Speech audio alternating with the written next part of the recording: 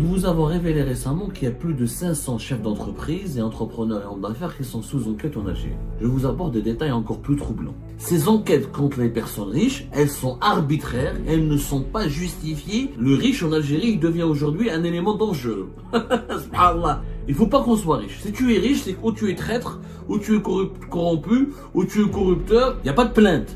Un service de sécurité qui convoque un citoyen juste parce qu'il est riche. Juste parce qu'il est entrepreneur. Pourtant, la gendarmerie, c'est pas les impôts. Les gendarmes, ce ne sont pas des inspecteurs des impôts. Pire encore, la brigade de recherche de publicité a un service d'audit interne. Les gendarmes qui font l'audit des entreprises. Il y a Hayrati, où il est dans une dictature militaire. C'est pas l'horreur, c'est comme ça que ça se passe. Et c'est récent. C'est depuis novembre 2024. Des auditions qui durent 3-4 heures, sans plainte, sans infraction. Tu es convoqué et on te pose des questions sur ton argent, ton patrimoine personnel et tes activités économiques. Au nom de quoi? C'est de la délation. Eh bien, Chiblet, elle devient irrespirable. Le pays devient irrespirable. Nous vous avons révélé récemment qu'il y a plus de 500 chefs d'entreprise et entrepreneurs et hommes d'affaires qui sont sous enquête en Algérie. L'information a beaucoup fait réagir, entre beaucoup de réactions, beaucoup de commentaires et beaucoup de questions nous sont parvenues de votre part. Je vous apporte des détails encore plus troublants. Et j'appelle encore une fois les autorités suprêmes du pays à arrêter de jouer avec les lois, à bafouer les lois et à bafouer les droits fondamentaux des Algériennes et des Algériens. C'est un droit, le droit fondamental, c'est quoi? C'est-à-dire que je ne peux pas être inquiété normalement par une justice ou par un service de sécurité ou par une instance judiciaire ou par une quelconque instance officielle de l'État si je n'ai pas commis d'infraction, s'il n'y a pas une plainte contre moi. Ces enquêtes contre les personnes riches, elles sont arbitraires, elles ne sont pas justifiées par la moindre... elles ne sont pas justifiées par le moindre élément. Il n'y a pas un élément. Pour qu'il y ait une enquête, il faut qu'il y ait une plainte, un soupçon, une infraction. Alors, qu'est-ce qui se passe? Comment se déroulent les enquêtes auxquelles sont soumis les 500 et quelques hommes d'affaires en ce moment? Les gens reçoivent des convocations chez eux, dans leur bureau, même pas à l'adresse personnelle, dans leur bureau. Ça peut être une entreprise, ça peut être un commerce, ça peut être un hôtel, ça peut être une clinique privée, ça peut être un supermarché, ça peut être voilà, des personnes riches, identifiées comme étant riches. Le riche en Algérie, il devient aujourd'hui un élément dangereux. Être riche, c'est déjà être suspect aux yeux des autorités algériennes en ce moment. Il faut pas qu'on soit riche. Si tu es riche, c'est ou tu es traître, ou tu es corrompu, ou tu es corrupteur, ou tu es un mauvais Algérien. Il faut qu'on soit tous pauvres. Pas de jeu. Alors, les journalistes, on n'en veut pas. Les opposants, on n'en veut pas. Les activistes, on n'en veut pas. Les militants de droits de l'homme, on n'en veut pas. Aujourd'hui, les personnes riches, les entrepreneurs, les personnes même pas riches qui créent de la richesse. Parce qu'un entrepreneur n'est pas suffisant, n'est pas pour autant riche. Il y a des chefs d'entreprise ils sont pas pauvres, mais ils sont pas riches. Et les chefs d'entreprise, ils ont juste un salaire. Ils vivent juste uniquement du salaire qui s'attribue dans leur entreprise. Mais ils payent les charges, ils payent les impôts, ils payent les salaires de leurs employés, ils payent les charges du fonctionnement de l'entreprise. Il ne leur reste pas beaucoup d'argent. Il faut arrêter de croire que quelqu'un qui a un hôtel, ou qui a une supérette, ou qui a un supermarché, ou qui a une pharmacie, ou qui a une clinique privée, ou là, qui a un restaurant, ça ne signifie pas qu'il est riche. Oui, il possède une activité économique. Cette activité, elle génère des revenus, elle génère des bénéfices, mais elle génère aussi beaucoup de charges. À la fin, il y a beaucoup de personnes, c'est pas le cas, c'est pas uniquement en Algérie, dans le monde entier, vous avez des chefs d'entreprise qui vivent la classe moyenne. Il y en a qui ont réussi, qui ont beaucoup de bénéfices, beaucoup de revenus, et qui peuvent avoir des maisons, des villas, des voitures, et qui sont riches. C'est leur droit. C'est pas grave d'être riche, c'est bien d'être riche. Un pays qui compte plus de riches possible, c'est un pays qui avance, c'est un pays qui est dynamique, c'est un pays où la pauvreté recule.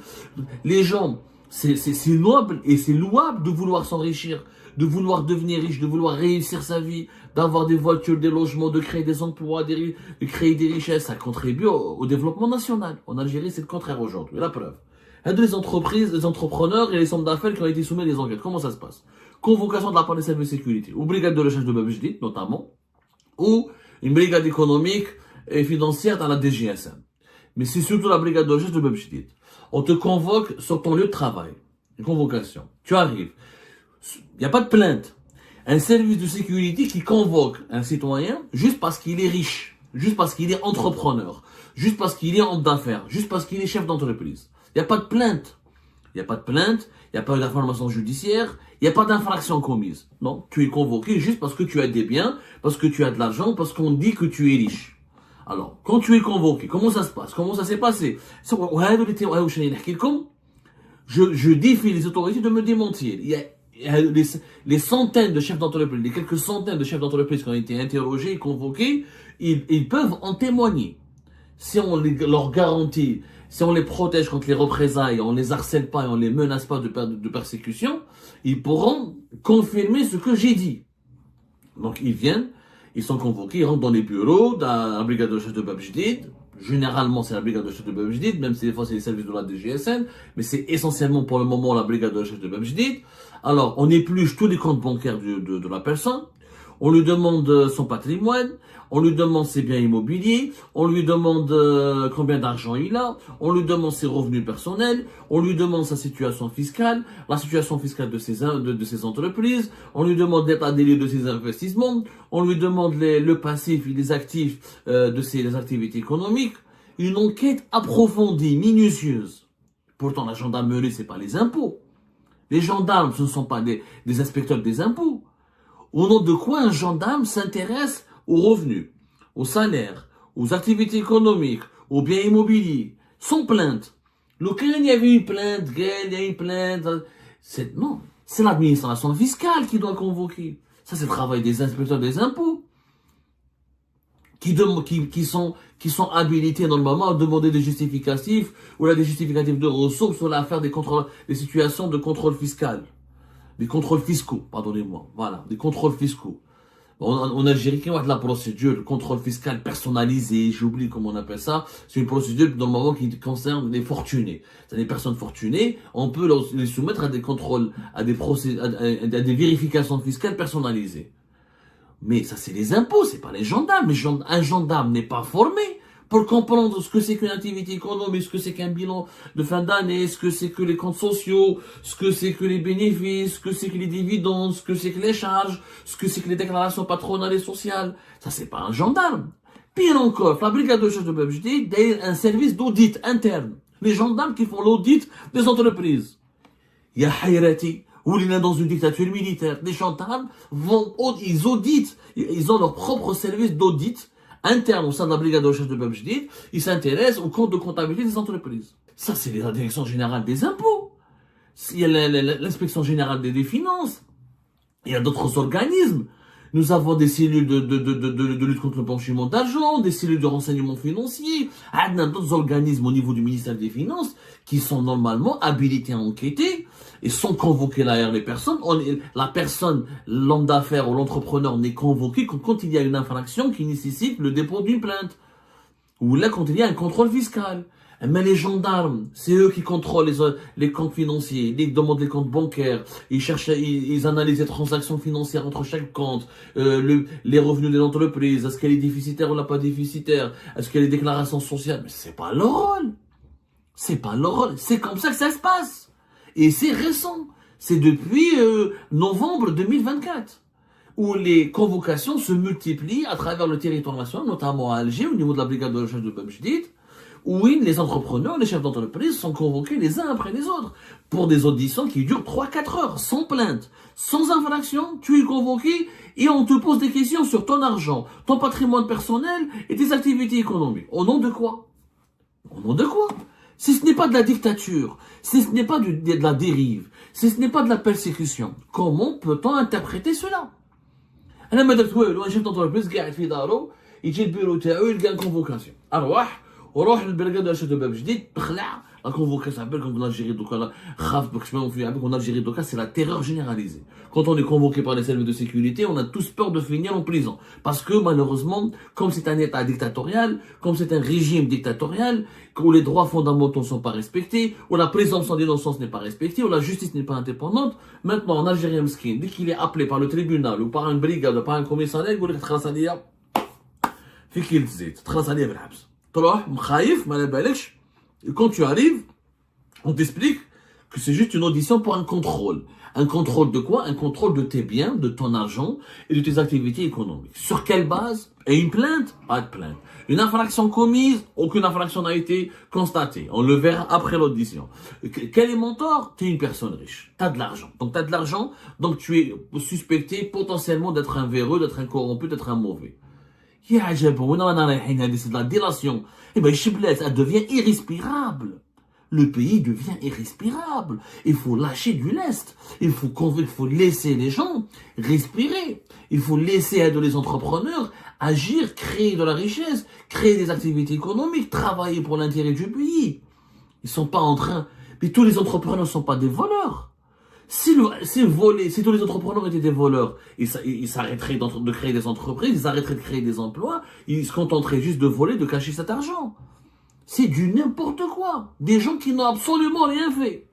Et donc, beaucoup de ces chefs d'entreprise, il y a des comme les gendarmes, ils disent comme ça, moi je suis un chef d'entreprise, mais je suis pas millionnaire. C'est vrai. Mon argent, c'est pas mon argent, c'est l'argent de l'entreprise. J'ai un salaire, j'ai un appartement, j'ai une voiture, mais j'ai pas une villa avec piscine, j'ai pas 3 étages, j'ai pas une villa à Dubaï, j'ai pas une villa en Espagne, c'est pas vrai. Ils sont en train de traquer les personnes riches. Et après, on se demande pourquoi ces riches veulent quitter le pays, ne veulent pas rester, ils veulent racheter des milliers d'euros pour transférer leurs devises illicitement à l'étranger, ils veulent fuir le pays, ils veulent aller s'installer en Espagne, en France, ou là, aux Émirats, ou là ailleurs. Ben, vous les traquez, vous les persécutez. Vous culpabilisez chaque Algérien qui a de l'argent, en faisant de lui un potentiel corrompu, un potentiel voleur et un potentiel ennemi du pays. Mais c'est du n'importe quoi. L'Algérie a certainement plus besoin de ses enfants qui ont plus d'argent que de ses enfants qui sont pauvres. Parce que ce sont eux qui ont de l'argent, qui vont investir pour recruter, pour employer les pauvres et pour faire reculer la pauvreté. Au lieu d'encourager les gens qui arrivent à gagner honnêtement leur argent, on est en train de les pousser à devenir malhonnêtes. Tu es honnête, tu n'as rien fait, pas de plainte contre toi, pas d'infraction. On t'appelle, on te convoque pendant 2-3 heures. Et à la fin, qu'est-ce qu'on dit? Ou ils sont soumis, ils sont pas soumis, on leur enlève pas les papiers, on leur enlève pas le passeport. On leur dit à ces entrepreneurs, à ces chefs d'entreprise, ne quittez pas le territoire national. Si vous devez quitter, aller à l'étranger, vous devez nous appeler au téléphone. Voici un numéro où vous nous appelez, vous déclinez votre identité, vous nous dites est-ce que vous nous demandez l'autorisation si vous pouvez quitter le territoire national. On a que c'est une caserne. Au nom de quoi un gendarme? Au nom de quoi des gendarmes disent aux entrepreneurs algériens, vous n'avez pas le droit de voyager avant que sinon vous devez nous le demander. Mais attends, mais sur quelle base? Il n'est pas placé sous ISTN, donc il n'y a pas de procédure judiciaire. Il n'est pas suspecté officiellement d'avoir commis une infraction. Il n'est pas en prison, il n'a pas de poursuite judiciaire contre lui, il n'est pas sous contrôle judiciaire. Avant de voyager, tu dois m'appeler et m'informer. Et demander mon autorisation. Mais c'est un pays d'esclavage. On devient des esclaves. J'ai le droit de voyager comme le prévoit la Constitution, comme le permet la Constitution algérienne. Et tout ce que je vous raconte est vrai. Et je défie les autorités de me démentir. Et si on laisse les chefs d'entreprise, les entrepreneurs témoigner, ils attesteront de la véracité de mes propos. Ils confirmeront tout ce que je dis. Il n'y a pas un, il n'y a pas deux, il y a des centaines de cas. Plus de 500 entrepreneurs et chefs d'entreprise ont été déjà, ou ils ont été soumis à une enquête, ou ils ont reçu des convocations pas encore auditionnées, ou ils ont déjà été auditionnés, et où ils font l'objet d'une enquête qui est approfondie. Oulina, la gendarmerie nationale fait des vérifications financières, économiques et fiscales approfondies. Ce n'est pas son rôle, ce n'est pas sa formation, ce n'est pas sa mission, ce n'est pas ses prérogatives, et ce n'est pas son métier. Et pourquoi, pensons, on emmerde des personnes riches? Pourquoi on veut à tout prix assimiler les riches à des corrompus, à des spéculateurs, à des mafieux?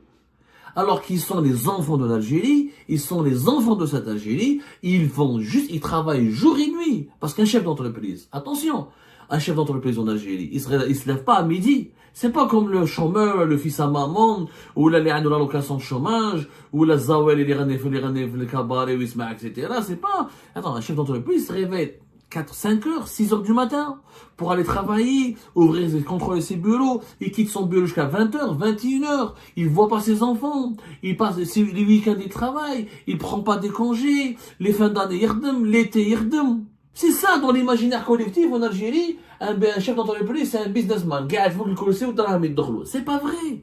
Le commerçant n'est pas assis sur une chaise où l'argent qui lui tombe du ciel.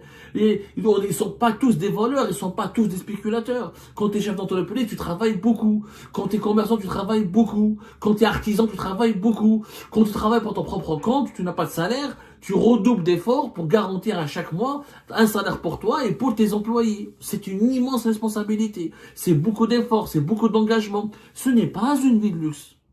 N'est pas un chef d'entreprise qui veut, et c'est pas un bonheur absolu. Ils perdent beaucoup de leur temps, ils voient pas leurs enfants grandir, ils sacrifient de leur vie privée pour créer de la richesse, pour créer des activités économiques qui apporteront des recettes fiscales pour le pays, pour l'État, qui apporteront des emplois, qui contribueront à la stabilité économique et sociale de notre pays, à son développement. Et au lieu de protéger ces gens-là, cette Algérie qui travaille, cette Algérie qui crée des richesses, cette Algérie qui veut s'enrichir, on la persécute, on l'étouffe, on la suspecte, on la soupçonne de toutes les mauvaises pratiques, on la diabolise. C'est pas normal. Moi, je lance un cri d'alarme.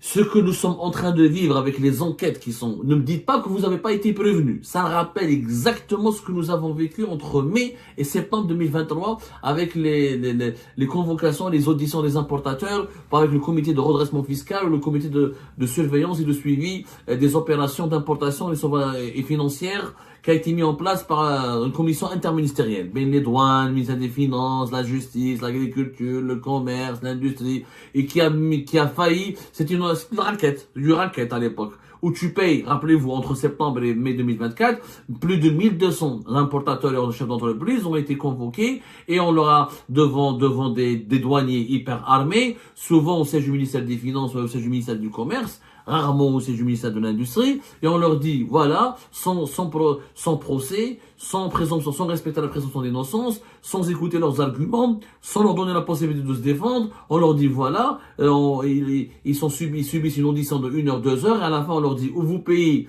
telle amende, on vous enlève le passeport, ou on vous met en prison, ou vous serez placé sous contrôle judiciaire. C'est de l'arbitraire. Et ben voilà les amis, c'était ça. Je vous remercie comme d'habitude pour avoir suivi la vidéo jusqu'à la fin. N'oubliez pas de nous laisser vos commentaires, vos réactions autour du sujet et de vous abonner à la chaîne si vous n'êtes pas encore abonné. Je tiens à vous remercier aussi pour votre soutien à notre chaîne, pour vos encouragements, pour vos commentaires aussi nombreux et diversifiés. Je tiens aussi à remercier nos abonnés et les personnes qui nous suivent régulièrement. Sans vous, ça n'aurait pas été possible. Donc voilà, merci encore une fois et à la prochaine dans une nouvelle vidéo.